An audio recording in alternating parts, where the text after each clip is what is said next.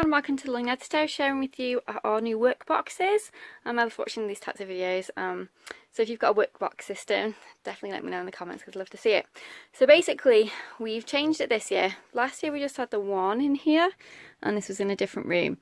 But I wanted to make it not necessarily more independent, but that she could access her workboxes and go and get the things she needed herself.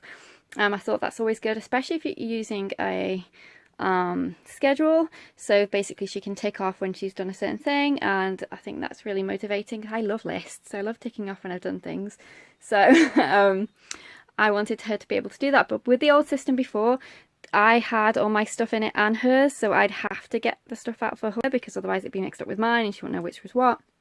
So that's the main reason why we now have separate, and that it would make great sense that one person had one, the other person had the other. They're too high.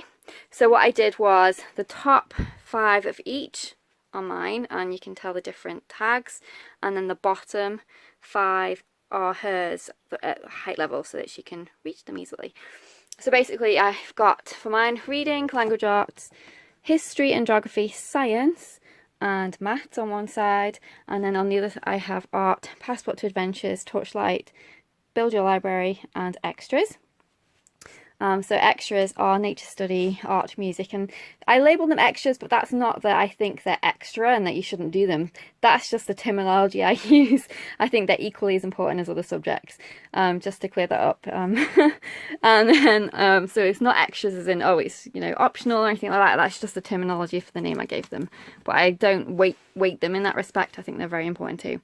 And then here are her categories. So she's got reading, writing, so I did separate them, and then she's got language arts, history, geography, science is down the bottom, and then she's got her maths on this side, baking, art and music, computer, French and journal.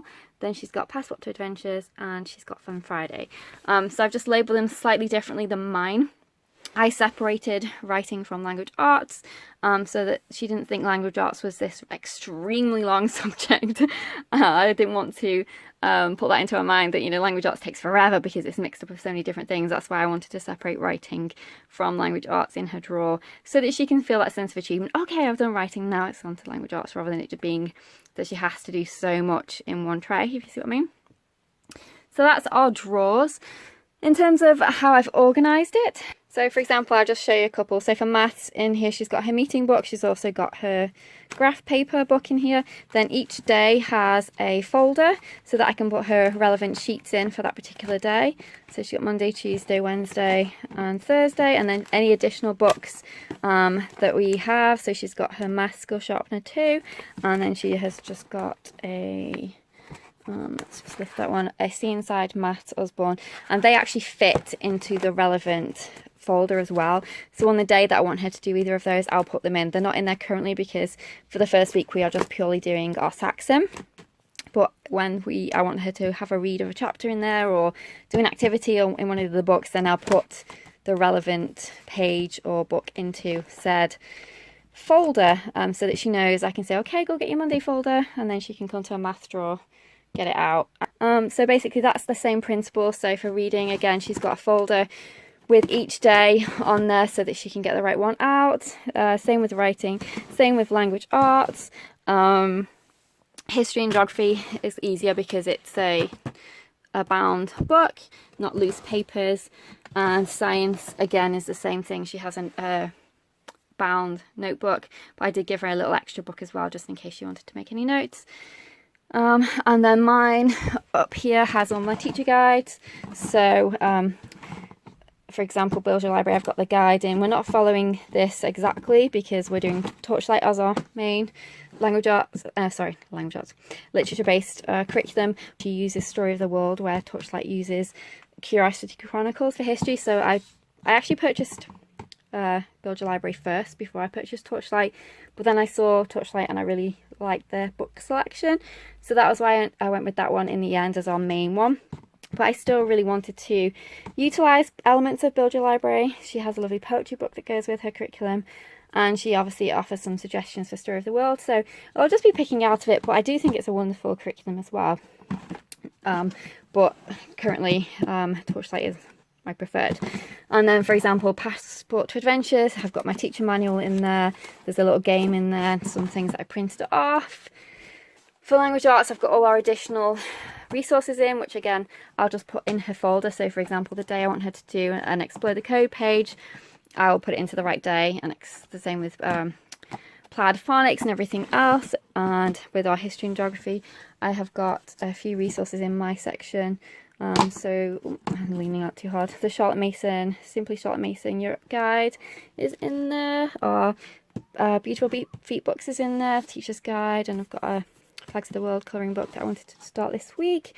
Same with science, I've got my Teacher's Guide, the first book that I read to her, and then I have got our books that we're going to, can you even see that? There we go, our books that we're going to be reading this week in addition to our story.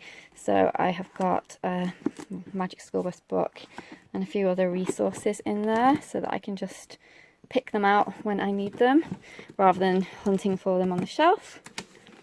And then in terms of our morning basket, that's it all ready to go as well.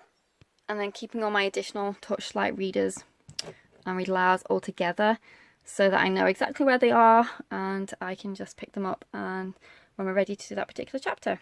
So I hope that was interesting. I've already done a video of our writing centre, which is over here. So up here we just have all our paper and everything. I'm not going to do the video again because you've already seen it. Our additional writing books, and then each drawer has different things in. So she has got some different type of wrapping paper, different thank you notes, cards and things like that. Different notebooks in here, different paper that she can use, markers and tape, different things that she can decorate her papers with, and then some stampers. The rest of the drawers are mine. So I've got Fun Hands-on Learnings, Best Arts for Language Arts centres in here, and then I've got some sight word centres in there, and then some other resources. As I said, I don't want to do it again because you've already seen it. And then up the top we have of the shelves, I've got to utilise all the available space in a small house. We've got our globe. Then in here is lace tying shoe and some coins for maths. We've also got some Christmas cards in there ready for our writing centre when it gets closer to Christmas. I didn't want to put them in yet. Then up here I've got some binders with different things. My hands look terrible. With different resources in that we need. I've got all our French, Latin and ever more pockets in here. Again, more stuff in binders. These are our interactive notebooks. We're using the seasonal one this year and word study. These are what we've had for a few years. They're catered to, so we can still use them. There are language arts, science and social studies in their little file folder games. And that's it. I hope that was interesting. As I said, take care and I'll see you soon.